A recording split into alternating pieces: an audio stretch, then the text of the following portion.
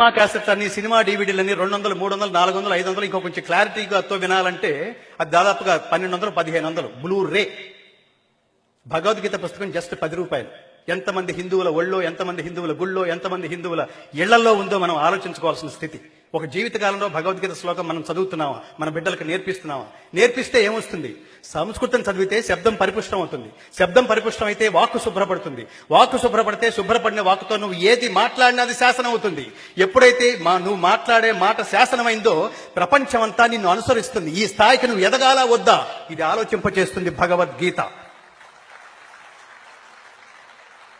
ప్రపంచంలో ప్రతి దేశం మా దేశానికి రమ్మని ఒక్కొక్క మాన్యుమెంట్ చూపిస్తుంటుంది. అమెరికా ఏం చూపిస్తుంది? Statue of Liberty. దుబాయ్ ఏం చూపిస్తుంది?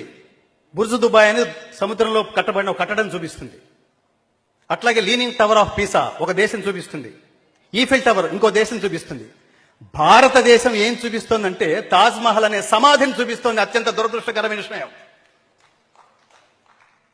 మాకు ఇది కనిపిస్తోంది, మీకేం కనిపిస్తోందో చెప్పమని నారాయణ రెడ్డి గారిని అడిగారు. భారతదేశం అంటే సమాధా అని అడిగితే ఆయన అదనలేదు.